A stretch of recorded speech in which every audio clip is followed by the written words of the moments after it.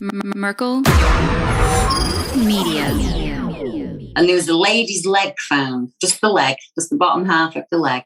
And they said, it's just no suspicious circumstances. There's nothing going on here. This was all circulating around the base that a giant had been killed, but no one was supposed to talk about it. I saw 3 long, bony fingers reach up underneath the door, curl up to grab it, and then disappear. When he came over to me, dude, he slithered over to me. And this giant comes out of the cave and they're all frozen. And he starts running and firing at this giant. Well, the giant moves. He's got a spear in one hand and he's running really fast and spears Dan and holds him up like this. Somebody else, shoot him in the face, shoot him in the face. They basically decapitate him. Got closer. When he got about 15 yards away from me, I raised that 12 gauge and I blowed his head off. I feel something pulling at my leg, and I look over and there are 2 small gray entities pulling at me. And they're literally, I'm getting pulled off the bed. I reached my hand into this bush and I touched air. Couldn't breathe and I couldn't move because I know I'm seeing a monster.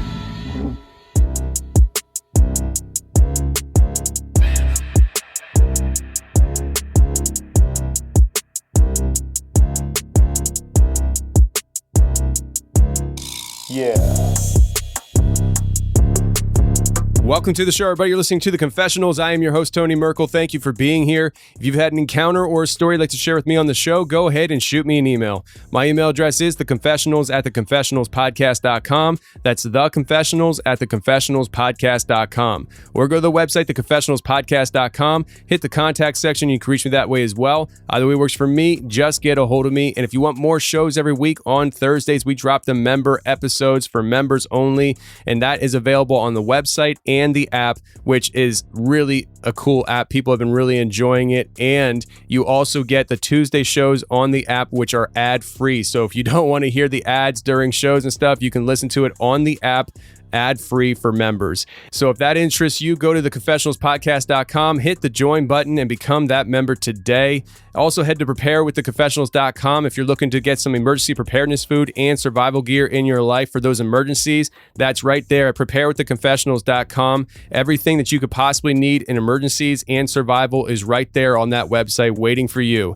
Now, today's show is an overtime show. We're bringing on Deborah Hatswell from BBR Investigations in the UK. Deborah and I had a great time talking for quite some time on this recording. We talked about Bigfoot, dogman, ET, a bunch of stuff that she's been gathering since the 80s that's happening in the UK. It's an awesome show you're about to hear, and to let you know, we are doing this on YouTube today as well. So if you want to watch the video version of this where her and I are talking on video, head on over to the YouTube channel, The Confessionals, hit subscribe, and watch the video of today's interview right there on the YouTube channel. So let's get to Deborah right now.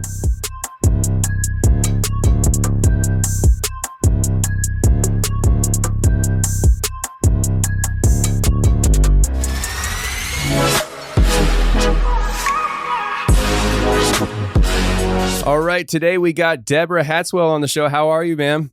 I'm very well, thank you, Tony. Thank you for asking me. I'm really glad you're here. You know, I honestly, I don't remember exactly how I found you. I was sitting here in the office and I was looking something up. I almost feel like I was looking something up for my show on Apple Podcasts, and I came across your show, and I get ADD, like I just get distracted on things, and so yeah, I decided to check out your podcast instead of doing whatever I was doing, and I wound up sitting here listening to the episode. And I was like, I think I want this lady on my show if she's willing. So I reached out to you and you were willing to come on. So thank you very much. No, you're welcome. I have a tiny channel here in the UK, but people tend to find me. I'm very lucky like that. So when you asked me to come on, I was overjoyed because I know that you have a massive following in the UK and Europe. So I thought there'd be lots of listeners out there that haven't heard of you or me, if you get what I mean. And it'd be ace to do a compilation. But once I told people I was coming on, they were like, oh, I love that guy. Oh, I love that channel. I love that podcast. So, yeah, I think you made half of Britain happy. That's awesome. That's awesome. You know, it's funny because when you're recording and you put out shows, you never know who's listening and stuff. And when I was early in podcasting, I really looked at my, geographical stats a lot and stuff. And over time, I'm just like, I guess people are listening. I don't know where they're at though. So it's really cool. So shout out to everybody in the UK that listens to the show and, connects with Deborah as well. Deborah, let's first get into what you do as far as your organization that you founded and what you guys are doing. And then from there, I want to move into like the roots and the foundation of, what got you going. But if you could just give your everything a shout out here, your podcast, your, investigative community and all that. I started 1982 building a community where, regardless of what you witness or whatever your experience is, that you can reach out to them and you can make a report of it. Because we'll touch on it later, but I had an experience when I was 15 and I realised that there's nobody really out there to help me with it. So we set up a business called BBR, and that started out as British Bigfoot, because back in the day, that's all I was looking for was Bigfoot witnesses in the UK. And I didn't expect to find any, and I found over 400 in the end. But as the years rolled on, I realised when I was, and you'll understand this, when you're interviewing somebody and maybe they've seen a cryptid or they've had experience with a reptilian, if you say to them, is anything else strange ever happened to you? 9 times out of 10 that they'll say, well, actually, it's funny you should say that. They'll have like maybe a paranormal report. Sometimes lots of phenomena happens to just one ordinary person.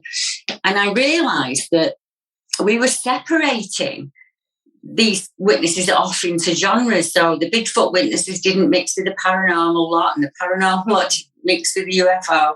And I thought we should get everybody talking, because regardless of what you've seen or what you've experienced, you know what it's like to see something impossible. And sometimes it's really validating if somebody says, oh, that's exactly what it was like for me, or that was similar for me. I think it just helps them. So that's how the podcast started, in the YouTube channel, and everything's under BBR, Deborah Hatswell, just to make it as easy as possible for people to find me. In America, and Canada, you have a massive understanding of Bigfoot and Sasquatch creatures. So you hear about it. In the UK, not so much, up until about probably 2010, something like that, before it was a large subject. So you've not got many British people Googling the word Bigfoot or Sasquatch. You're probably going to ask wild man or an ape man. That pops up more than anything. So, yeah, as I say, so I started with that. And now I think we have over 4,000 reports now. And if a new one comes in, like hints today, we've had 2. So what I'll get in touch with an volunteer investigator who lives in that area. And they will go out and meet the witness and film the area, get size comparison, have a look for prints, do everything that we can really to kind of find out what the person saw, and get as much information as we can for them. I find it interesting too, because you are in the UK. And when I first started doing this stuff I started the podcast in 2017, but I started really dabbling in the communities in about 2015.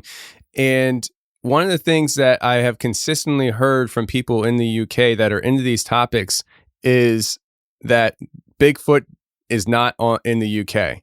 And it's like this common, and I forget his name, and Andrew something, I think. It was years ago. I had talked to this guy, and he's in the UK, and he investigates these things, and he does sea creatures and all that kind of stuff.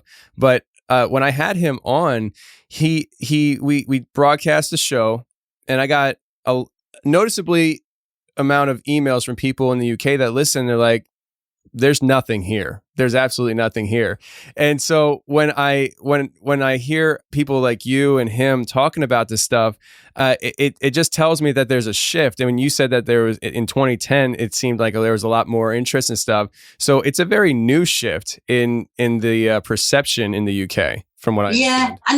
And honestly, before I saw what I saw, I would have agreed with them. I would have said it was absolutely ridiculous. It was impossible, and there's no way whatsoever it could have happened. But that's all I was left with. Just, you've seen, I was 15, so I was completely and utterly terrorised. If I'd have been in America, I would have been able to think, that was a Bigfoot, that was a Sasquatch, something 7 foot tall, completely hair covered, that looks like a man and an ape that have been pushed together. In England, there's nowhere to go with that. So it wouldn't fit with a UFO, so I couldn't report it there. It didn't fit in a paranormal sense.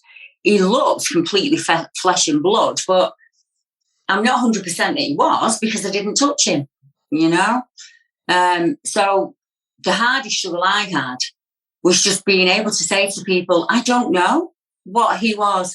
Because we witnessed something, it doesn't make you an expert on it. So, you know, and your listeners will say the same. If they've had an experience and they'll say, oh, I had an experience with, you know, UFO, it's down to them to prove that experience.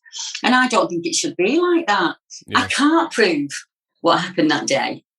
But you can't put 38 years of work and effort into something.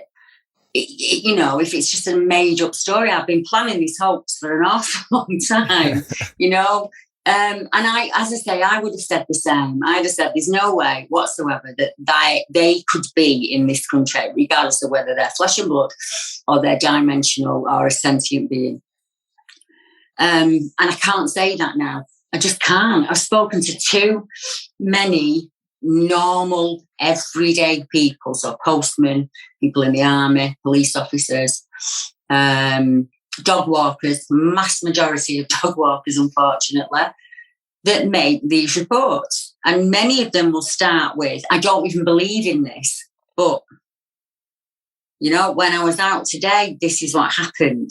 And then you can say, normally at that point, I'll say to them, try and get a good, really good description of what it looked like, a really good description of the area, if I can.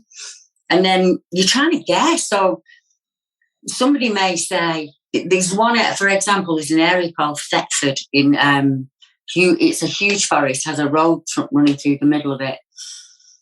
And most of the witnesses there said, a bear that was up on 2 legs, a baboon that was up on 2 legs, or just a monster or a creature. So nobody's mentioned the word Bigfoot, but what they're all seeing fits the same description as Patty. So these large shoulders, little neck, a very Neanderthal-like face, no hair on the face, but very dark leathery skin. But today's, the account that came in today, his description, I wrote it down, was long, shaggy grey hair and a white face. So the descriptions come in all shapes and sizes and colours, just as they do in the US and in Canada and Russia, across Europe, because obviously we've had witnesses from Europe that have come forward as well. Yeah, you know, it's funny because people will say that there's no Bigfoot in the UK, but I saw a baboon. Come on now. You know, that doesn't make sense either. But, you know, what you said earlier here, I absolutely agree with you. And I say it on the show several times that my show is chronicling people's stories that they've been through, everyday people. And it's not my job as the podcast host, and it's not the person telling their experience job to convince the whole world that they're what they saw.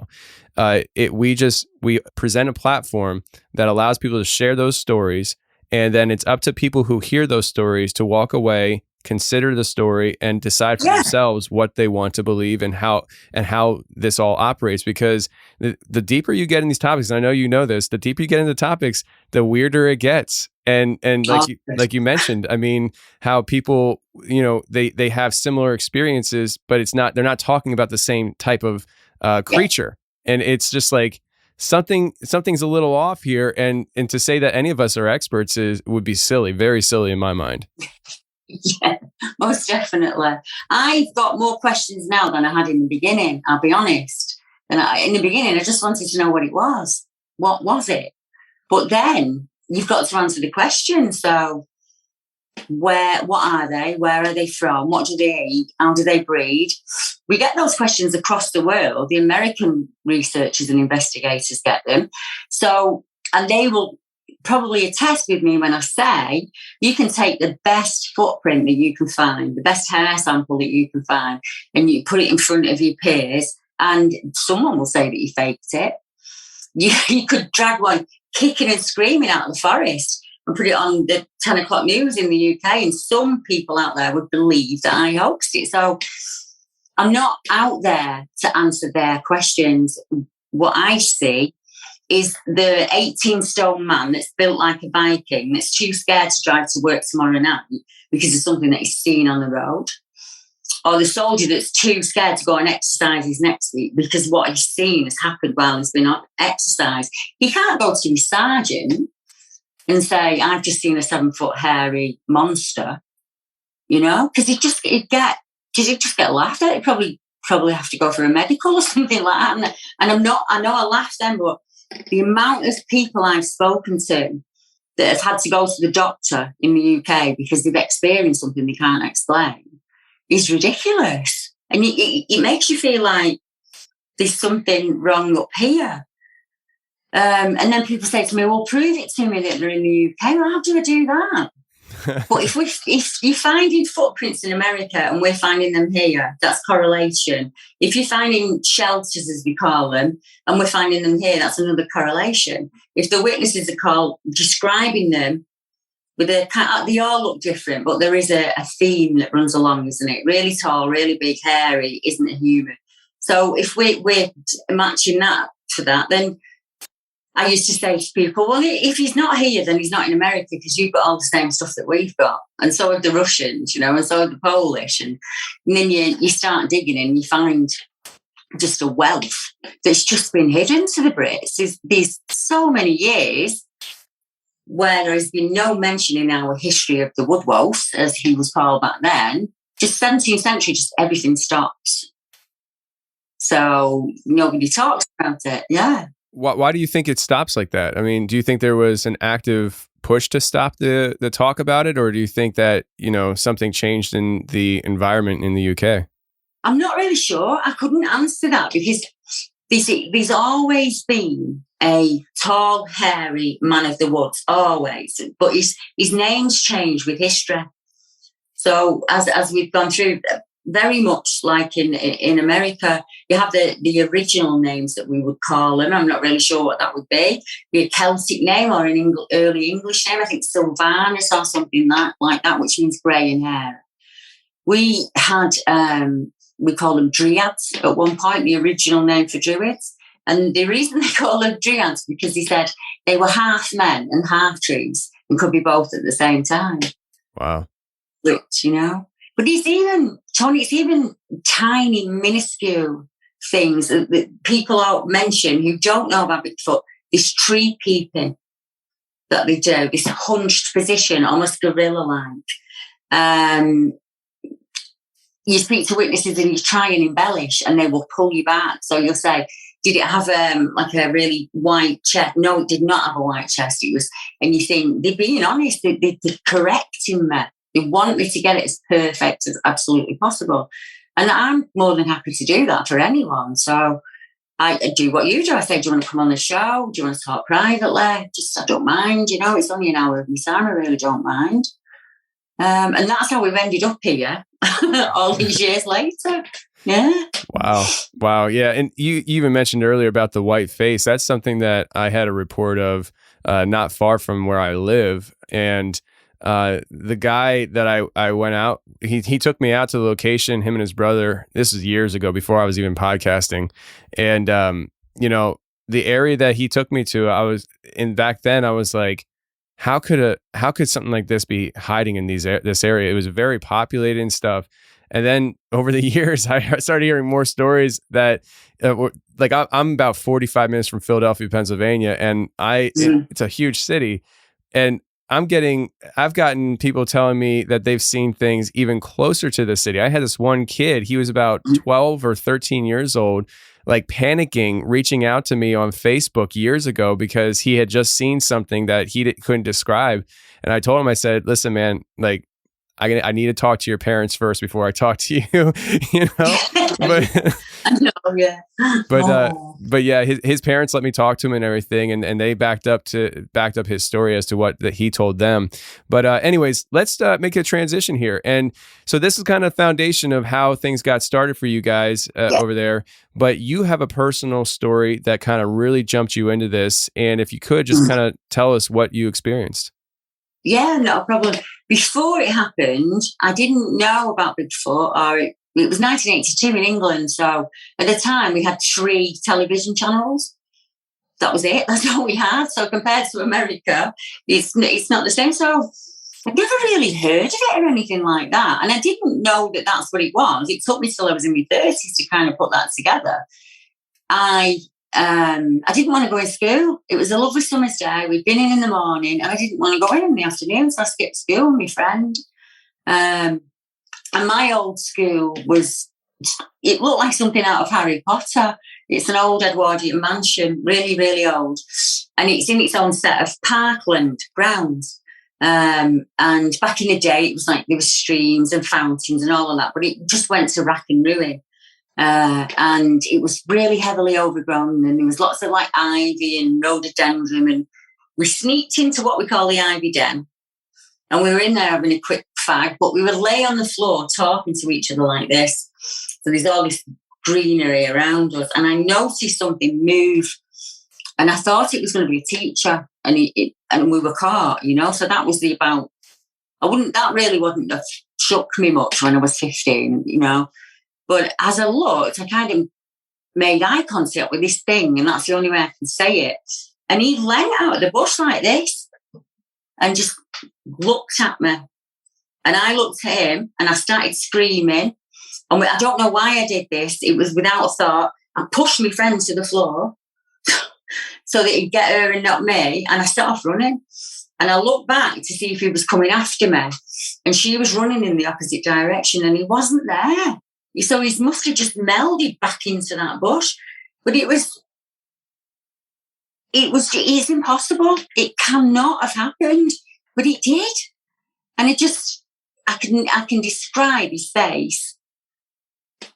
The amount of arguments I've had inside my head with that face, and just trying to get rid of it, just trying to come up with a reason. I wanted somebody to say to me, oh, it was just hysterics, or it was just a man in a suit, or, you know, nobody ever explained it away. He was about 7 feet tall, 7.5 feet tall. He was huge.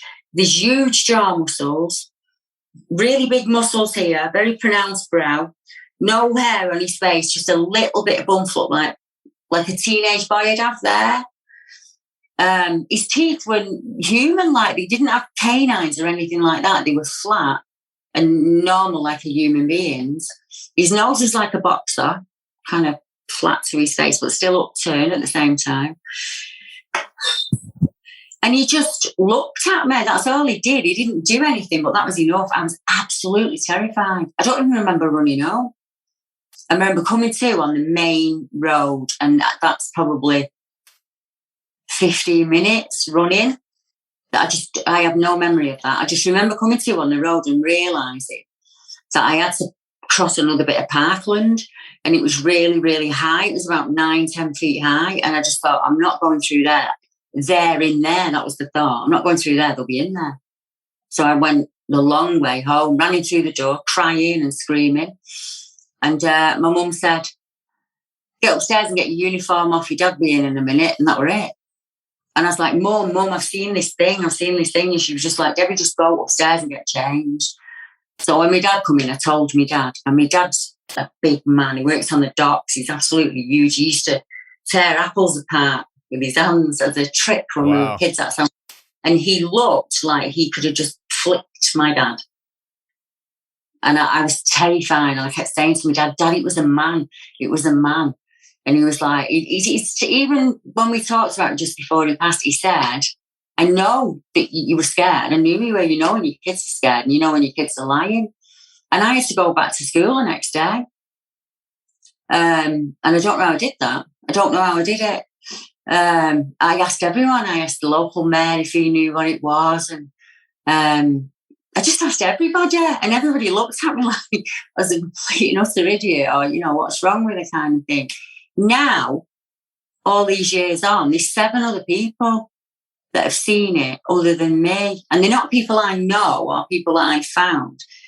Thomas Markham runs an American blog called The Crypto Crew. And a lady reached out to him in, I think, 2014. And she said, she came from England. She lived in Lancashire, where I live.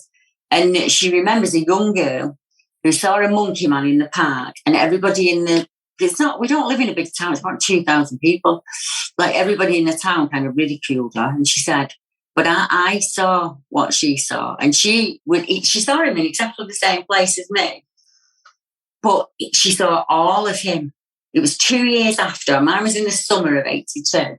Hers was in the winter of 84. And she said, he had no neck. She said he looked like a man and a chimp together. He was clearly male. You could see male genitalia. And he was completely hair covered, but you could see his skin through his hair. And I would agree with that.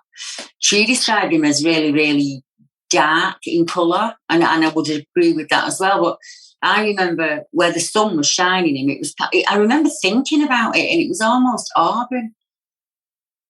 But in the terror of it all, you don't take any of that in. I mean, I sat down years after with an American artist called Alex Evans, and she helped me put a photo fit together of him as close as I could get it, like kind of as close.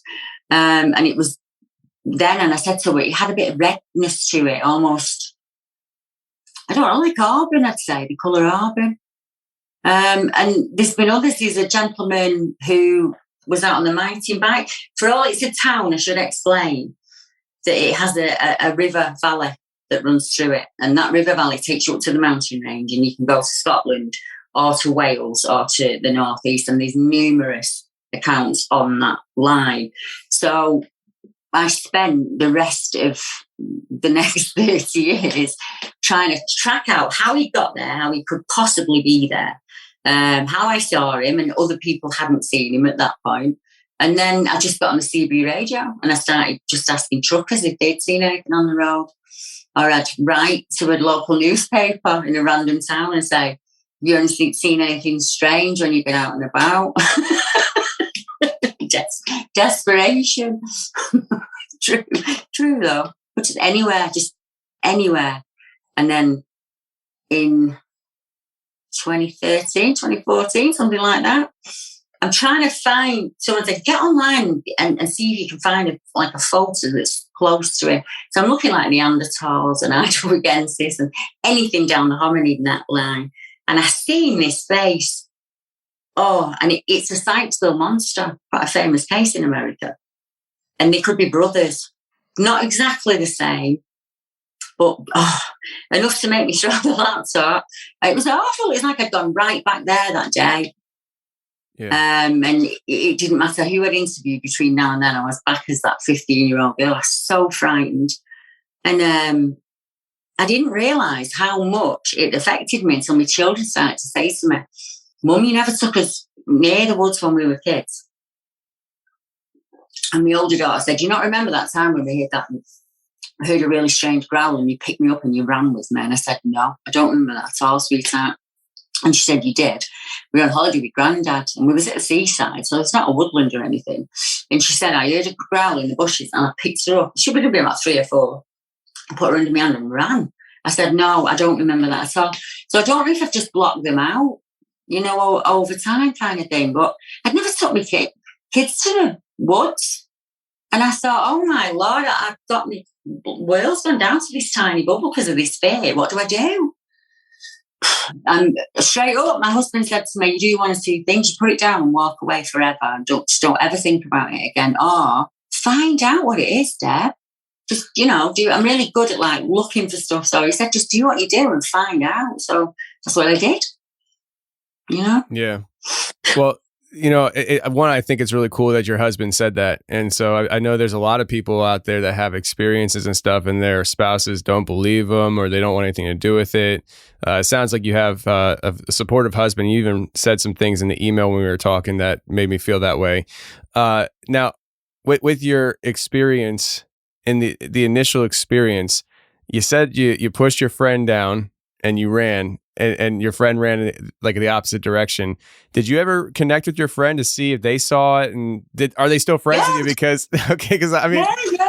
It's a tiny town, so like I went to her wedding, she came to my wedding. We both got grandchildren now, and she has no interest in it whatsoever. She calls him the gorilla man, but it didn't have he scared her. Don't get me wrong, but she was able somehow to just put it away. No interest in him whatsoever. But we had very different lives growing up. So she's from the town, and for all, I'm from the town. My parents just used to take us away every weekend. Or we'd go like fishing, and we'd just go away. Any time my dad would get out of town, and that's what we'd do. So I don't know if that's why it affected me more, because I stopped all that at that point. But no, she's a very, very long time ago. I was looking on, I thought, I'm going to ask people at the school. On every Friends United, there's a school site. So I'm going to go on there and I'm going to say, does anybody remember the gorilla man in the park? And she popped up and she went, yeah, I do. And honestly, this is the honest God's truth. I shut the laptop and I thought, no, I can't do that. It was like, it was real again. But, so no, people think she's this big secret. I say to people, she's on my Facebook friends. She's got no interest in it whatsoever at all. Well, and that's what we see a lot of times too with encounters that people have. They can have experiences with other people, but the way you react to it is completely different. I mean, you dove straight into it, and she's ran away from it, and she's just like, I don't want anything to do with it. It is what it is. It happened, but I don't want to talk about it at all. So she just said, it's the gorilla man. I want to know everything.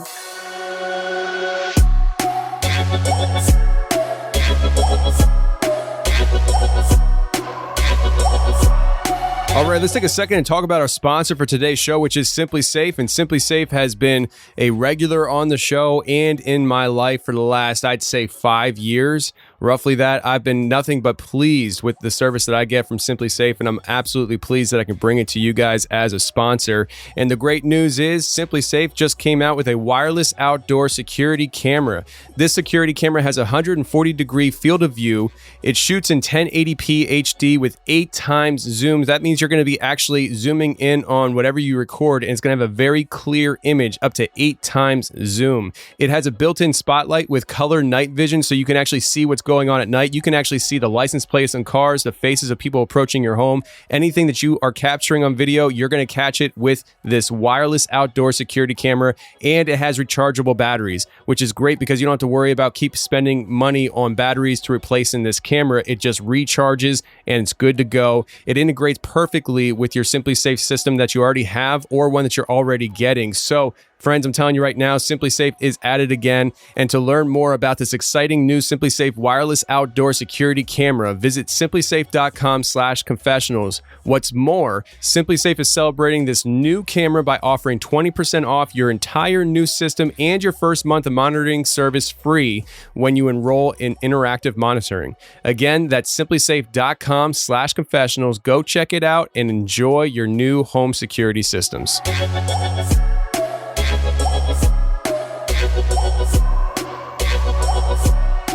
So that was your experience, and it got you going.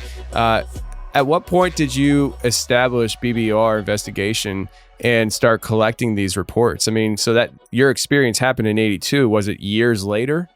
No, I started collecting the reports as soon as I could, but I didn't find any until probably 16, 17, so probably 2 years after. And I got in touch with like I say, truckers. So I was getting reports from some people of these, like the road crossing, these typical road crossing creature. Why that happens, I don't know, because if it just stayed in the shrubbery, we'd drive past, we'd never see it. So half of me sometimes thinks they're not accidental. But I'd be hearing from truckers that were way out on like lonely single roads in Scotland or Wales up in the Highlands. And they'd been making these reports, bangs on the cabs when they're asleep, things being taken.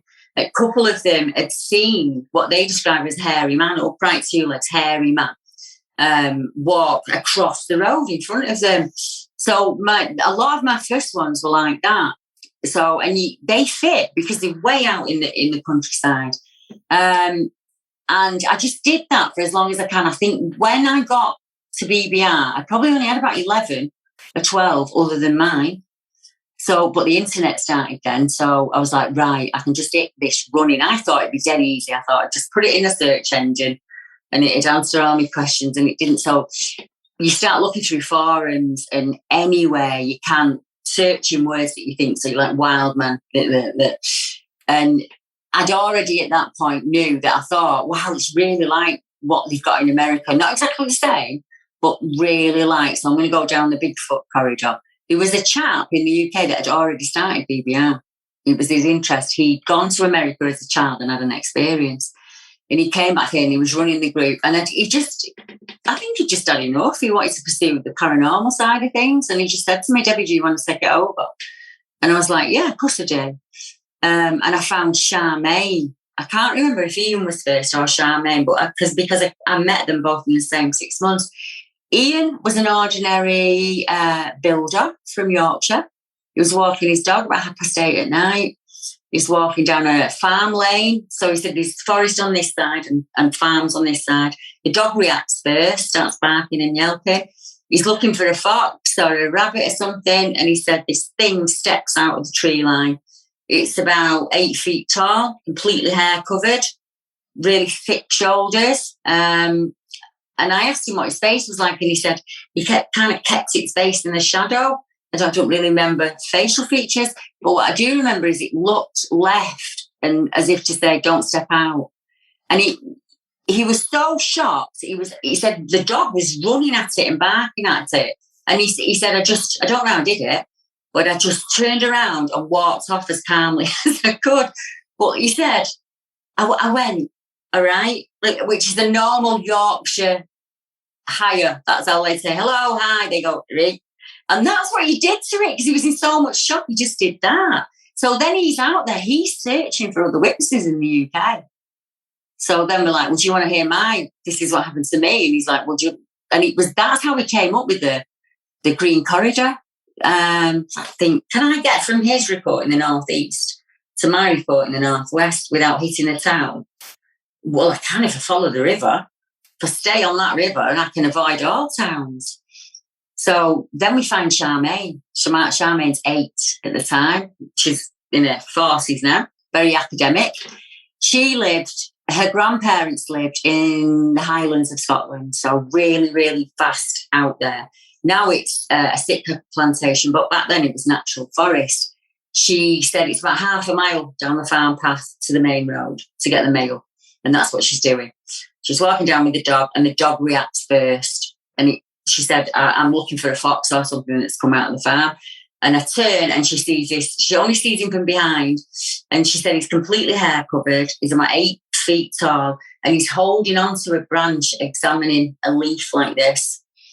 And she runs in and she tells Grandma. And Grandma says, oh, that's just the ginger giraffe.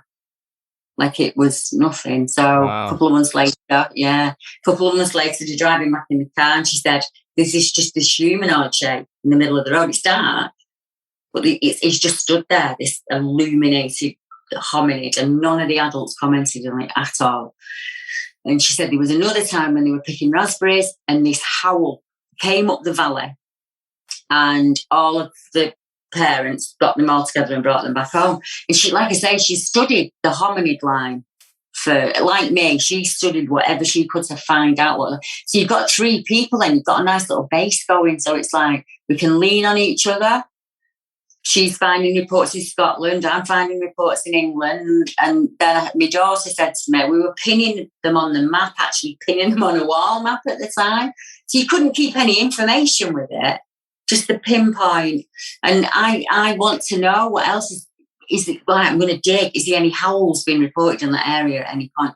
Screaming woods are a good one. I always look for reports of a screaming and I think, right, that's where we need to be looking.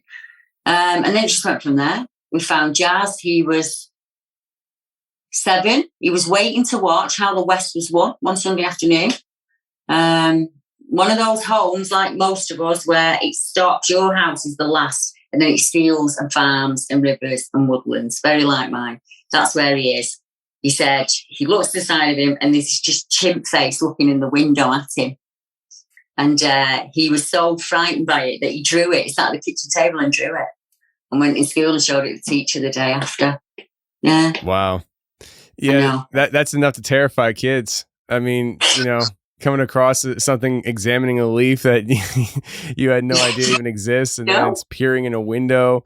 That's terrifying. It's something that we didn't mention earlier, and I want to bring up, and I might be wrong on the number, but you guys have about 250 researchers right now with BBR. Is that right? Yeah, probably more. We've got a couple in America, some in Australia, across Europe. It's free. We don't ask for any money or anything like that. And lots of people will join just because they like a podcast. They like the subject. They want to talk to like-minded people. And then that's why we do like a bi-weekly live feed, just so they can chat. I'll just witter on and they just chat to each other in the chat. And we meet up once a month in a different town across the country. So our next one's on Saturday. We'll just have a cup of tea, and witnesses come out, investigators come out. And if a report comes in an area, so like today one's coming from the Medway, and the Medway is just south of London, so you wouldn't think that anything would be coming in there. Well, the River Medway has 16 reports along it of upright, tall, hairy men. So what I will do tonight is I look for a researcher or an investigator in that area who's happy to go out and have a chat with this man.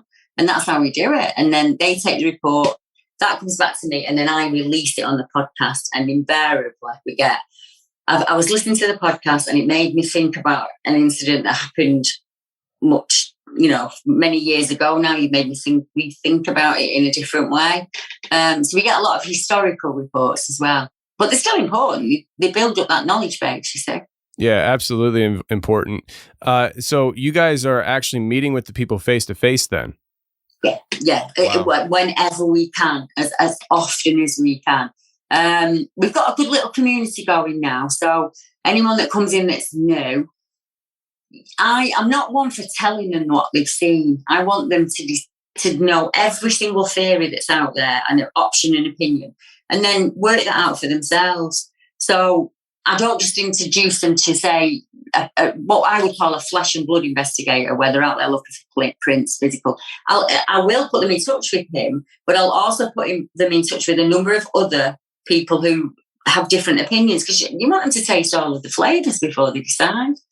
And as you say, some just walk away, they're not interested, and others get a real, they get a lot from it, I think. I mean, I do. It's just really nice to be able to talk to people about the subjects that we like without them giving you the side eye all the time. I totally understand.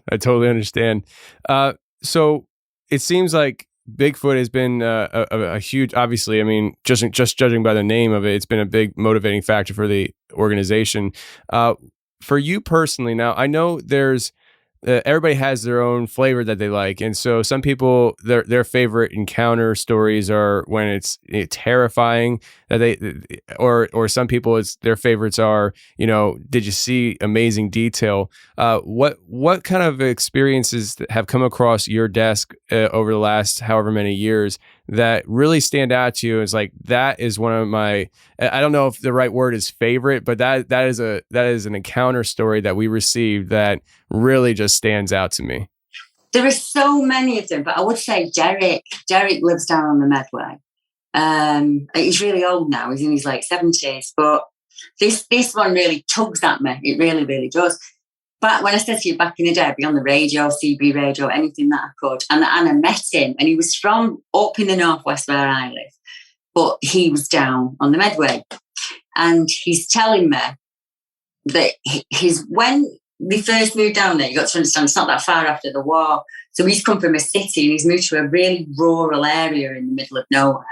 And he said his wife was really frugal, so she'd stretch a pound as far as she could stretch it. But anything that they got or anything that he caught when he was poaching, because it's illegal to hunt in the UK, we're not allowed to do it. So anything he got that he poached or fished, she would put half of it in the wood for the caretakers. And he said for the first 10 years, he thought they were actual caretakers, like people who worked on the land and stuff. And he said, but it really annoyed him because if he'd catch like 4 trout, he'd have to give to the land. She insisted on it because she said that for all the time that the farm had been in the family for probably 5 generations, and it had never failed. And it had never failed because they did these certain rituals where they would take, she'd pick blackberries, she'd leave half there, and she'd go on with it, and it kind of worked. And she one night he sat her down and he said, honestly, I thought something was going on because she'd keep nipping off to the woods without me. And she said to him, when you've been fishing or you've been outside, have you ever seen anything, like that looks like a monkey? And he's like, don't be ridiculous. And they had a row, he said, and they had a really bad row. They hadn't had an argument like that up to that point in the marriage. And she said to him, come with me and I'll show you. And he was like, right, okay, I will. And he said, she storms into this woodland and she's like, right, come out, I want you to. And he said, nothing happened at all. And he said, I made the worst mistake of my life. You know that thing that you do when you check to see if somebody's ill? Yeah. He put his hand on her head as if to say, are you all right, sweetheart? And he said, she went home and she wouldn't speak to me. But I've never seen her that upset. At all. And they just, after about 4 days of silent dinners, they just decided to just let it drop and not talk about it again. But he said she was really depressed and down about it. And unfortunately, about 5-6 years later, she passed away. And he went through a really bad time. And he said he was just drinking just to get to sleep. And I think they'd been married at that point for like 40, 50 years or something, And he just couldn't cope without her. And he said the one thing that kept him going was she loves to garden. And he knew that if he didn't do the garden, she'd be heartbroken, even though she wasn't there. So that's what he started doing. He said, to get himself out of it, I'd go out in the garden. And he said one day he's working in the garden and he's seen something really fast run between the farm and the garage. So he presumed it was someone coming to nick the generator, because that'll happen a lot here, or the Land Rover or whatever it is they're coming to nick. So he runs to the house as fast as he can and there's nothing there at all. So he says, I sit down, I have a cup of tea, I light the fire, I'm looking out the window. He said, and I see the back end of something go under the fence. He said, I don't suppose I can say, I'll say ass, a hairy ass. He said it was probably, I thought it was a teenage boy, clothes on, went underneath the fence. And he said, I run to the window and I slipped and I went down. By the time I got up, it had gone. Over the next 3 or 4 years, he starts seeing them a bit more. So they're like popping out from behind trees and stuff like that. And he said there's this really big old one. And you usually see him with a really big old grey female. Never said what, never put a word into it, Tony, but they. And he said then one day he realised that she was right, Lily was right, all those years that she told him, and he'd never ever believed her. And there he was looking at him himself, and he just said, that's my biggest regret, is that we could have done this together. So I think that's the one that sits with me. Yeah. Real sits with me. And he got sadder because we're still in touch. And he said, I've seen the old man today, Debbie, and he's on his own. She's not with him this year. Because I know in America it's the same. They kind of go off somewhere and then you'll get lots and lots of activity and then it'll go quiet for months on end and then it'll start up again. And he said, yeah, he's on his own. I'm not seeing her this year. She's not here. So that's quite sad. But yeah, we're still in touch. I talk to him quite often. He is lovely. But he lives where these 16 other people have reported seeing them. Wow. So yeah, that is sad. I mean, it's almost like his life path went the same as this creature's as well, where they both lost their significant other. And that's a sad story. I was hoping for something more peppy, but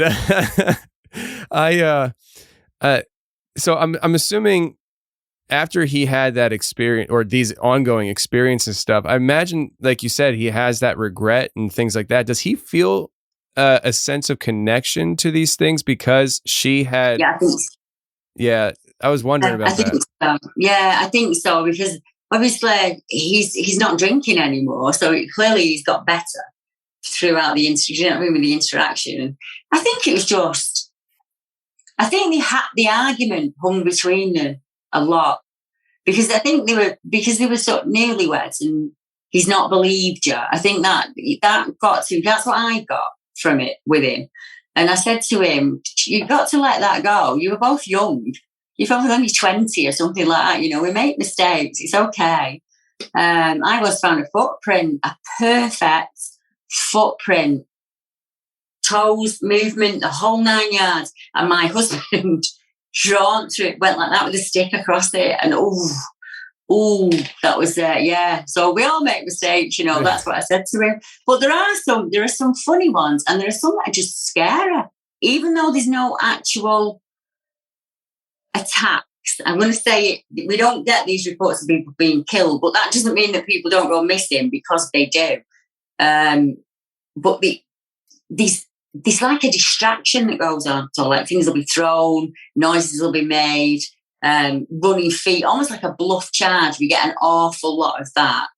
But there are the odd places in the UK where there's a high level of cryptids and there's a high level of missing males. We've got to be honest, that does happen. So, missing males, really? Yeah. There's one in the New Forest, down in the New Forest. I don't know how this happens in America, but we have a term that is no suspicious circumstances. And that means that basically that's what the police say when they don't know what happened. So down in the forest, we've got a lot of dogman reports, canine reports, that kind of thing. And they find a trainer, which is a sports shoe, with a sock and a foot within it and half of the calf bone. But that was declared no suspicious circumstances. So there's nothing suspicious about this. It's a natural death. Don't worry, but there's nothing to see here. I don't know how they knew that, because they didn't have the rest of the body. Where I live, similar thing. You've got, along the river, you've got an awful lot of cryptid reports, and there's a massive number of missing men, or men that are pulled from the canal, as we call it. And there was a lady's leg found, just the bottom half of the leg. And they said, it's just no suspicious circumstances. There's nothing going on here. A year later, probably 20 miles upstream, they find lots of garbage bags with her body parts in. So the legs obviously broke. Animals have opened the bags and it's come downstream. Still no suspicious circumstances. So naturally she chopped herself up and put her in those bags herself and tied them up. That's what you're dealing with in the UK. So whether there's any real attacks, we just wouldn't know. They would cover it up. Yeah, it definitely sounds like it. Yeah, if that's not suspicious, then Bigfoot definitely wouldn't be suspicious. Definitely. And that kind of goes along with another lady. I was trying to connect with her to be on the show, and she declined, actually. But this was UFO, and I'm not exactly sure when it happened, but she actually saw military aircraft, I would assume a helicopter, shoot down a UFO. Are you familiar with that story at all? No, but it doesn't surprise me whatsoever. Yeah. Because like her whole motivation, because she's not into any of this kind of stuff, but after what she saw, she is like, I want the truth to be put out there that our government, our military, shot one of these things down, and they were not acting aggressive in any way. And so she has an angle where she feels, it sounds like she feels very sympathetic to the craft, but I reached out to her to have her on the show, and she said initially yes, and then I think she looked at my website and saw that I talk about things other than UFOs, and she's like, none of that exists. This guy's crazy, because she was so new to all this stuff that all she knew was the UFO that she saw get shot out of the sky, and I think she was just like, I don't want to talk to this guy, So it is what it is. Maybe she'll hear this interview and think different. They're lost. I mean, I got that in the beginning. I'd get people saying, "Why are you interviewing him? He's not had a Bigfoot report." Well, it doesn't matter. Does it matter? I've never seen a dogman, but I've spoken to thousands of people who have. We've been traumatized by it. I've never had a UFO experience, but I can categorically tell you that I have spoken to witnesses that have had implants, that have lost an hour and a half time, and have had ball bearings in the neck or in the toe, or strange bruises. My husband had an experience with a UFO when he was about 21, and he had 3 friends with him at the time when it happened, and he's got a triangular scar on his arm. So for all I've never seen one, I absolutely 100% believe that he did. Wow. I just wasn't there, but I know when my husband's telling me the truth. So he has a triangle-shaped scar on his arm. Wow. On his arm. Yeah. Yeah. There he is now. Yeah. He's just going past to take the dog out. But yeah, he was about 21, wasn't you? Yeah, 21.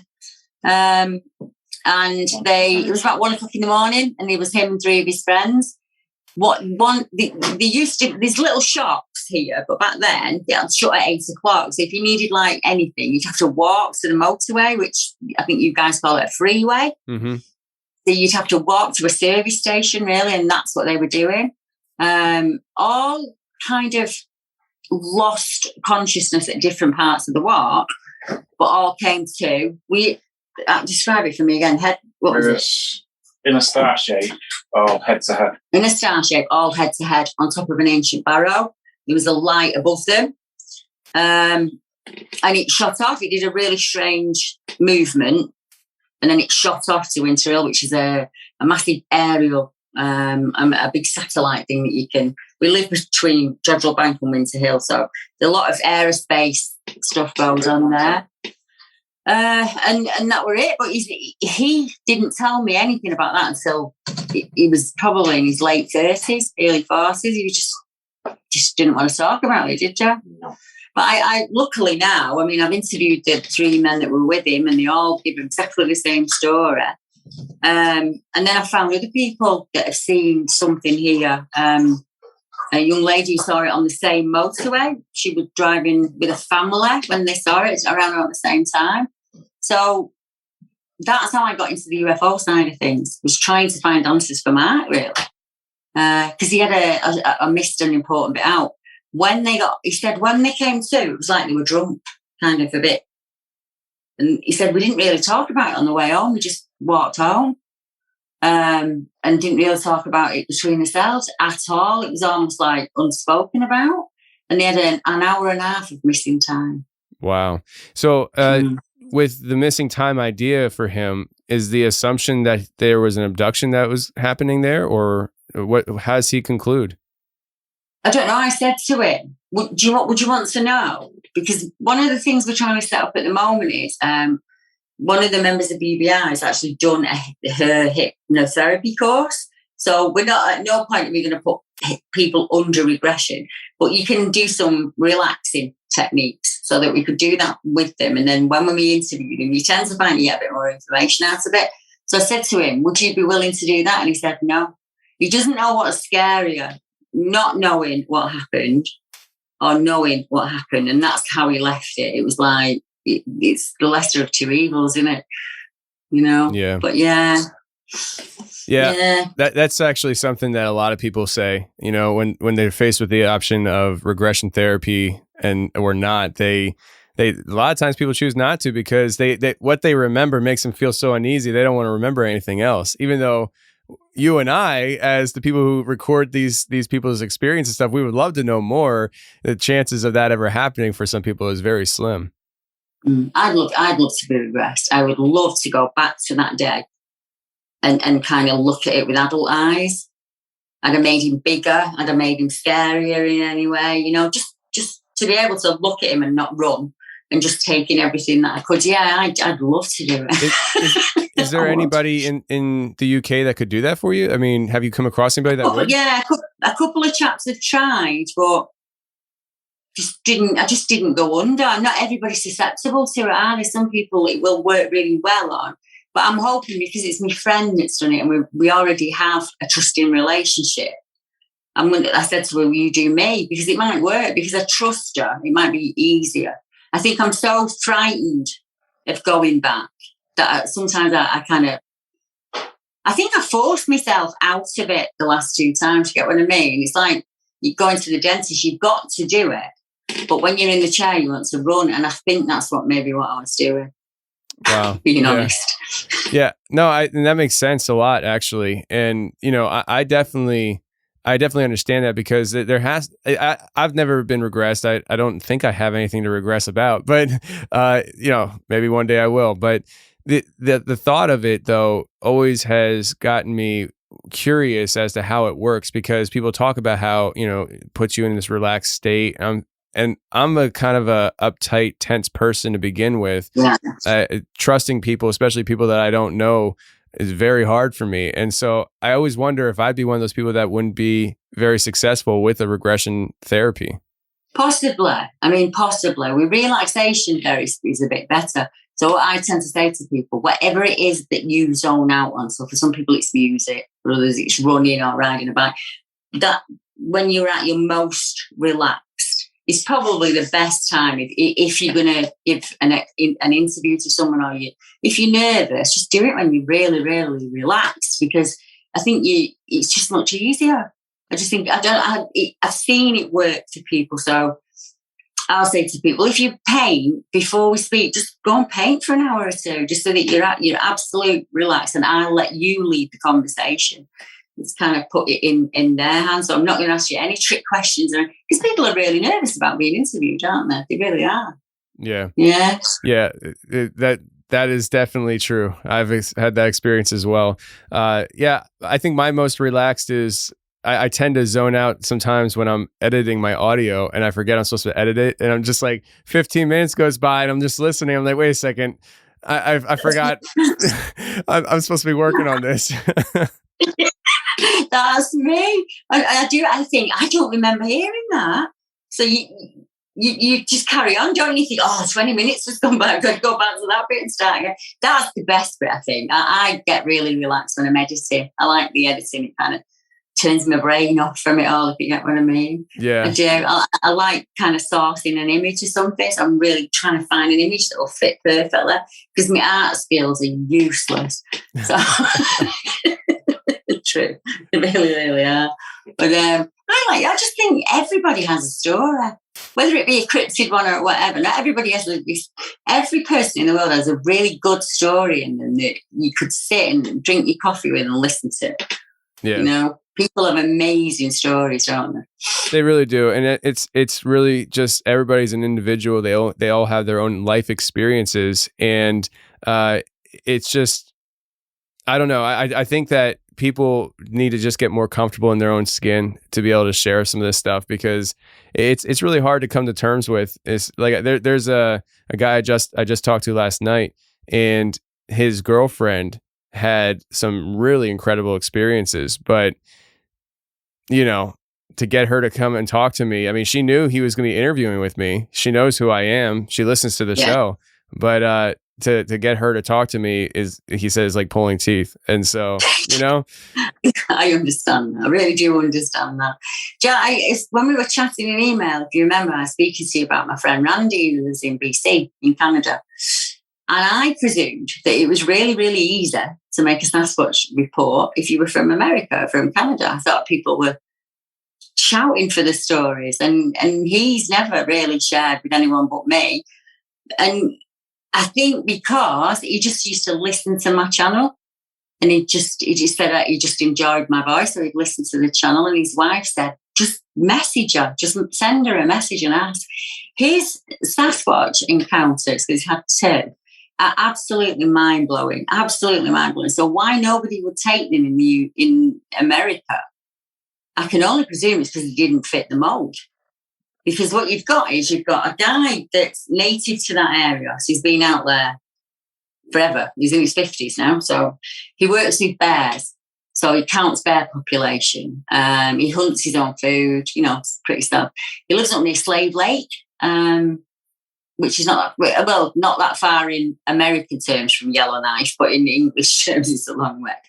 He was out hunting, and he said he parked the car about 5 miles away, and he'd walked in, and he said he heard this noise, like this screaming, awful noise, and a moose came running out of the wood line. And he said its eyes were rolling. I was terrified. I thought it was going to kill me.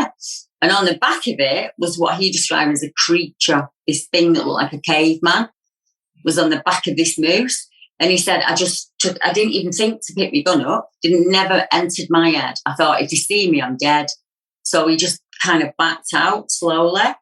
And he said where he left it was that the creature had this, like the moose's neck in its arm, and it had it down to the ground like this. And he said, I don't even know. I got back to the car. He said, and I got in the car and I drove and I stopped about a mile down the road, and I just couldn't put it together what I'd seen, because he's probably in his 40s. This is the first time he'd ever seen anything outrageous like that.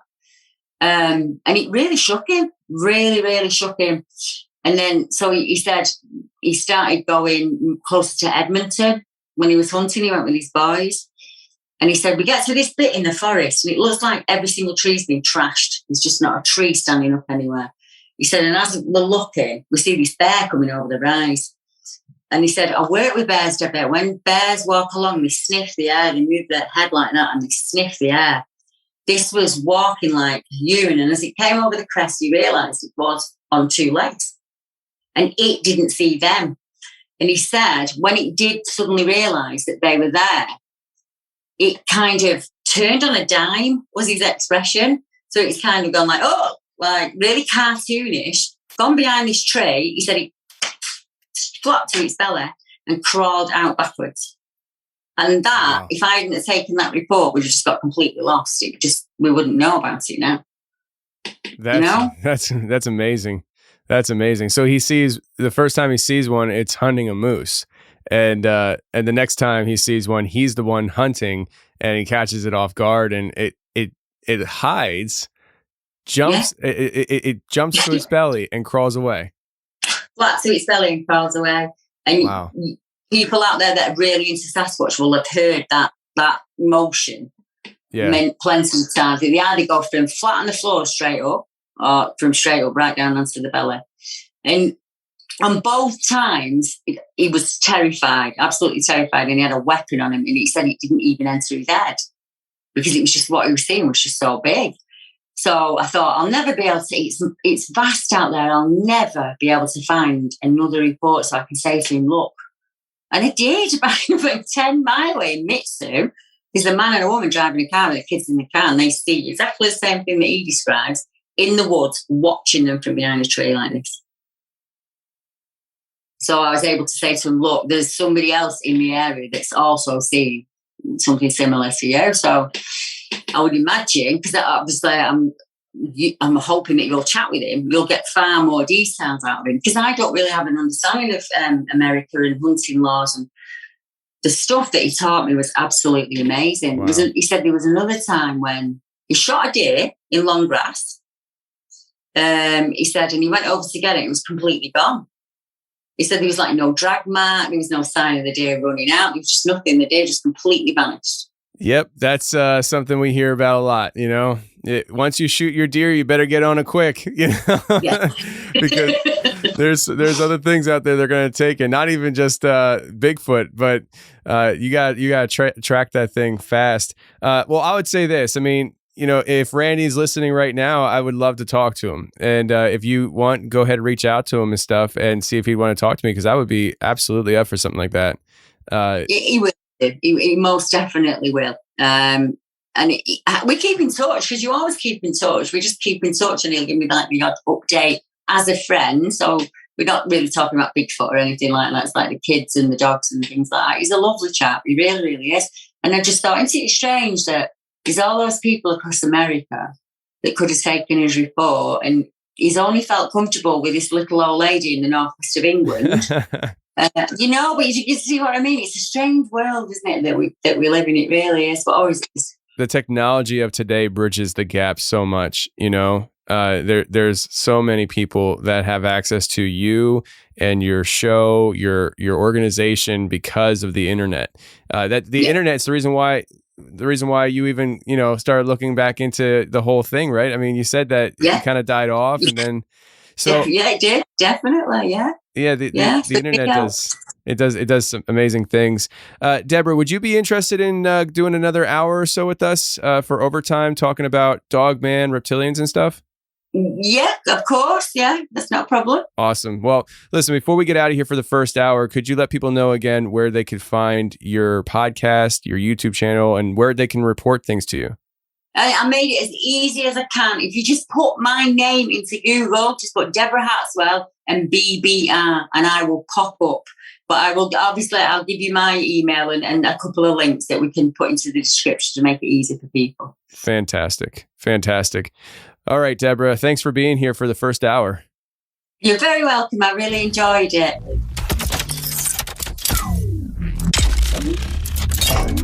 Well, that's the show, everybody. I really hope you enjoyed it. And if you did enjoy it, please share the show with your friends. I don't care where or how you share the show. Just share the show if you enjoyed it, because that's the best thing you can do to help this show grow down the road. And again, friends, let you know we are doing the YouTube as well. So go ahead and hit subscribe on the Confessionals YouTube channel and watch today's interview if you want. You know you listened to it just now, but if you want to watch it, go over to the YouTube channel. You can see my ugly mug and Deborah's wonderful glowing face. And I also want to let you guys know on my trip to Kentucky in 2 weeks from now, I'm going to Kentucky to hunt the dogman. I've been talking about it. I want to let you guys know if you're following me on YouTube, you'll be able to catch live videos on YouTube of that trip on the way down. I will not be able to stream in the woods even if I wanted to, which I can't because there will be no cell phone reception whatsoever.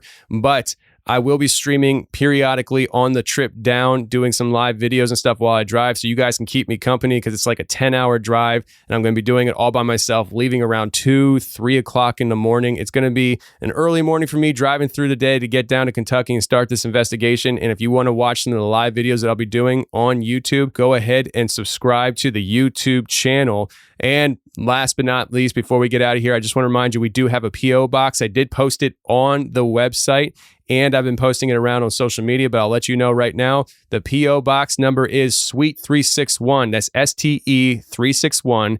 And the address is 88 Glocker Way. So that's 88 Glocker Way, Glocker, Glocker Way, Pottstown, Pennsylvania, 19465. So if you guys want to mail any goodies and stuff like that, I've said it before on the show, people over the years have been asking for an address to send me stuff, and I've always given my home address, but now I'm just starting to think, you know, it might be time to actually get a P.O. box, and that's what I did. So there you go, Suite 361, 88 Glocker Way, Pottstown, PA 19465. Go ahead and mail anything you want there, and I will get it. All right, friends, until next week, stay safe, take care, and remember, the truth will set you free, but first it'll piss you off. Bye. Awakened from the forest in the depths of the abyss, this creature is a paradigm of time lost and time itself. It fears no one. It adheres to no rule that man can create. It forges its own path, and yet its path remains hidden from the world. The sphere of its existence is beyond most comprehension as it exudes its power quietly but transcendent. It needs no one's approval to exist, but yet its very existence is sought after by many. It watches. It learns. Adapts to the ever-changing environment around it, even as the environment is wrought with corruption. It battles the corruption only when pressed or for the protection of others like it. It is a mirage that few will ever understand. It's a cornucopia of knowledge from an era long past. It's free. It's Bigfoot. My fantasies always consisted of making it big. My soul was nothing more than a bargaining chip. Marketing is what they tell you to do and what you're willing to give. LARPing to the fullest extent. I don't wait, I shoot first like Hein on a roadian. These people don't understand me like reading a Nokian. Stretched thin, like pulling an accordion. My heart ain't primordium. All these historians telling us lies, setting aside. Everything is medicalized. Politicians selling the ride. I bet 'em a die where the relevance lies. They dressing alike, reptilians. My resilience is brilliant. I'm here to lead the rebellion on Hellion, salient, alien with no melanin. I'm a Yeti, ain't hiding from Armageddon. Come and find me, I ain't even hiding. We ain't the same, I play no games. You do not know me, I don't hold back, I just speak facts. You cannot hold me, I'm under pressure. Oh, take back your structure. No, I ain't going down, I want another round. I'm a legend like Bigfoot. They want to take me away. I'm in my own zone today. I say whatever I say.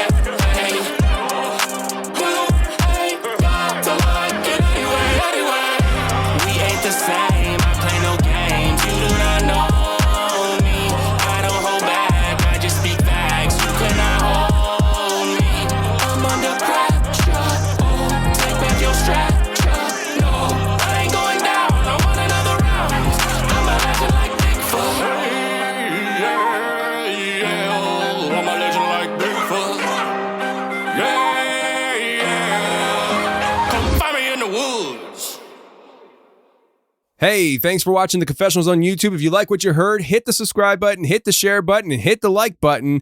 That would be a great help to me. And if you want more of the Confessionals on a weekly basis, every Thursday I come out with a special show just for members on my website. So if you want to check that out, go to theconfessionalspodcast.com, hit the join button, and become a member today. And every Thursday, you'll get a new show, and you can binge on previous shows, which there's almost 100 of them. So if you love the show, go ahead and check it out. But thank you very much for being here on YouTube and checking out the channel.